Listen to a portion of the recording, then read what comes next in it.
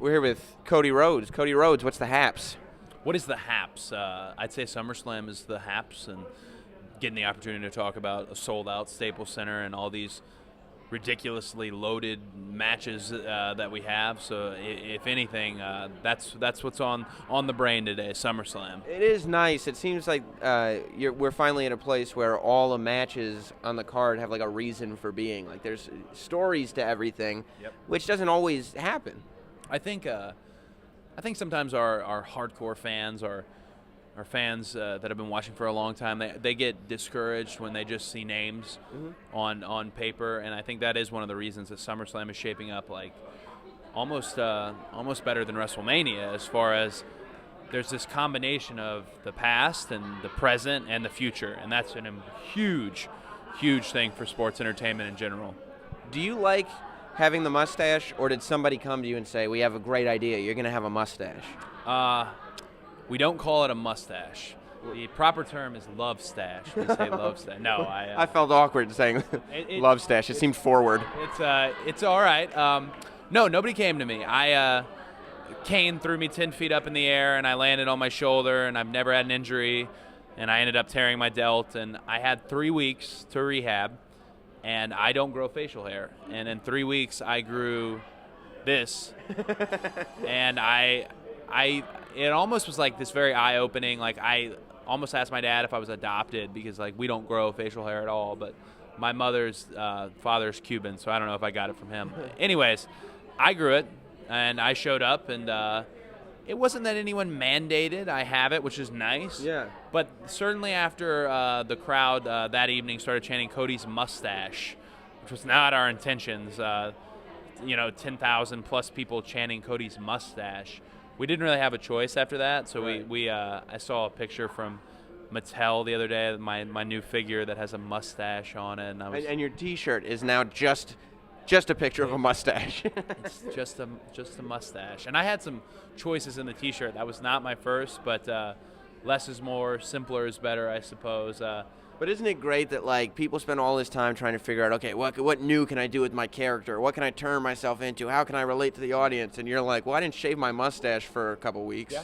It's the big changes tend to turn people off, actually, when you say, if I was to show up next week and say, I'm Cody Rhodes, I'm a spaceman now. I'm an astronaut. That's where I've been. I'm an astronaut. What's up, ladies and gentlemen? Cowboy Cody Rhodes here. People tend to go like, no, he's not. Like, I know this guy. He's been on WWE TV for X amount of time. But little changes and little evolutions in the characters that you've watched and kind of had the opportunity with me. I've been with a company since I was 20 years old. Little changes tend to excite the fans more than anything. Mm-hmm. Do you feel like growing up in a wrestling family is giving you instincts as to what can work and what doesn't, just picking stuff up through osmosis? I make a point to get so far outside my family because to me, especially as far as like who I enjoyed growing up, I love my dad and I thought he was I think he's top 5 in sports entertainment. To me, he's the man, but I don't do any service being Dusty Rhodes Jr. or coming out to his music or trying to talk like him. Or wearing polka dots. Or wearing polka dots. So I always I tried to come at my way of the business from an outside perspective. But as far as instinctual and that osmosis, like there are little things that I think I was able to pick up way quicker than most. And that's a luxury that I have, and I'm very happy to have it. Yeah, a lot of people talk to you about your dad, but I've always wondered, what was it like for you as a kid, for your brother to be on TV? And Goldust was really kind of the first super controversial character on WWF TV. Yeah, and like there are people picketing outside the building, and like he's got a tattoo of Razor Ramon's name and a heart on his chest and all this stuff. What's that like for you? Are you sitting there going like, what's my brother doing? Are you sitting there going, why do all these people hate my brother? Because you're a little kid at this point. I was a little kid, but because of sports entertainment, I kind of am an old soul as far as currently I'm 28 and I feel like I'm going on 45. You were jaded before you got here. Jaded pretty early on, and to me, I knew that them talking in general was a good thing. And when I saw that my dad, where most people would be like, oh, your dad's got to be so pissed about that. I bet when I saw that he was really into it and really proud, I realized, oh man, this is a character he's portraying on television, and he's hitting it out of the park.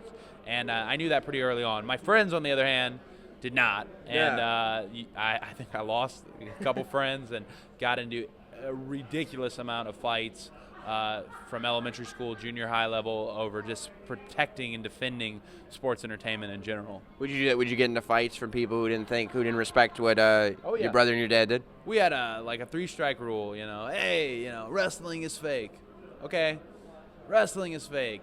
Well, that's that's what my family does for a living, so don't say anything. And then the old man, he told me, all right, if they say it again, you have permission. You have permission. And unfortunately, I was like I might have waited, I didn't wait enough times on the 3rd strike. I usually was pretty quick to go. But that's what happens. It's a bizarre circus-like industry. I'm very happy to this day. I don't have the 3-strike rule anymore, but this day I love what this business does for fans and how it brings families together, and the way, especially when you see these little kids out in the audience, how they know everyone's full names, and just, so for me, I'll always protect it. But yeah, I mean, you couldn't have the 3-strike rule now. It would probably be 3 strikes and you're out of a job. If you would know, but he said it was fake, I had to hit him. Oh yeah, I'd be in massive trouble. So the 3-strike rule does not exist anymore. You've kind of been at the top of the middle of the card for a long time, you know what I mean? Like, you're a guy that everybody talks about, but you're never really in the main event match. Do you like being there? Is it comfortable, or is it, at this point, frustrating? It's not comfortable, but it's also not frustrating, because what we do, and I'm a huge fan of my industry as well, so I can break it down as well. What we do sometimes is we group the guys to kind of make ourselves feel better about where they are, and I've heard terms, like the middle card and push and stuff like that. But the reality is, I don't blame, nor do I wait on anything. Money in the Bank for me was a milestone evening in my career, because, like you said, if I was at the top of that certain block and I was still chipping away, and somebody that people were saying he's going to be a big part of the future, it was the first time that the crowd responded in a way that they let everybody know. Right. It wasn't just, the folks who have been to the live events, or the folks who kind of analyze it like, hey, he's some. It was everybody. And even, because I guess in that match, even though you didn't win, you got the reaction of what it would have been like if you had won, because and crowd's going nuts. So it seems like they're ready for you to be there. I think it was everybody dreams about hearing their name chanted, and I've portrayed a villain on television, so it's not always that you dream about your name being chanted as much as you just dream about hearing this audience up on their feet to begin with. But for me, it put everybody on notice, and when I say everybody, I mean my peers in the back, my the people over me in the back. Everybody put them on notice that, gosh, this guy works for it, and he can get it done, and it was a huge night for me.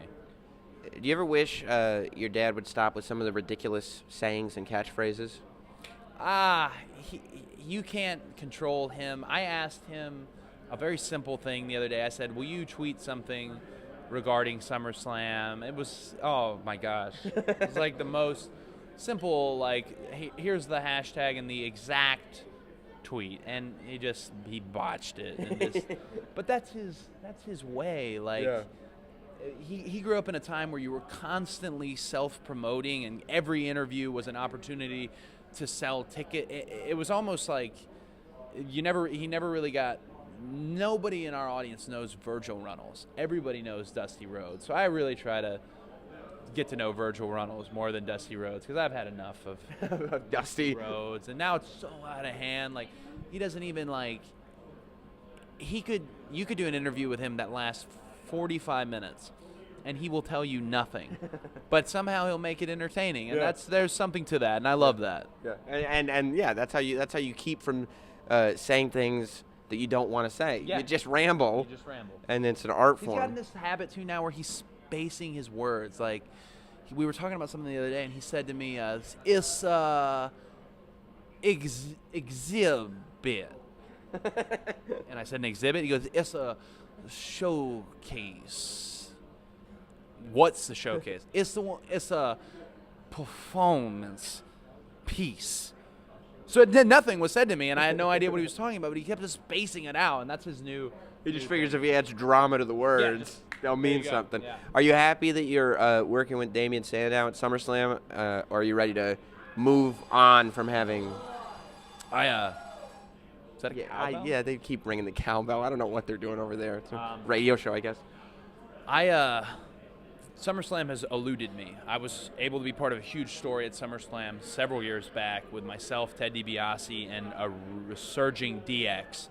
But since then, it has eluded me. I have yet to have a singles match on SummerSlam, and I'm like a little kid watching SummerSlam 92 all over again as far as knowing the importance of this pay-per-view, the eyes that are on it.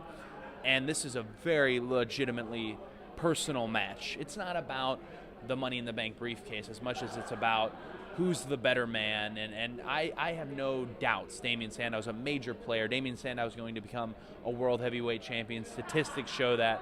But I said this under my breath kind of a few weeks ago on SmackDown, and I've never meant anything more. It's not before me.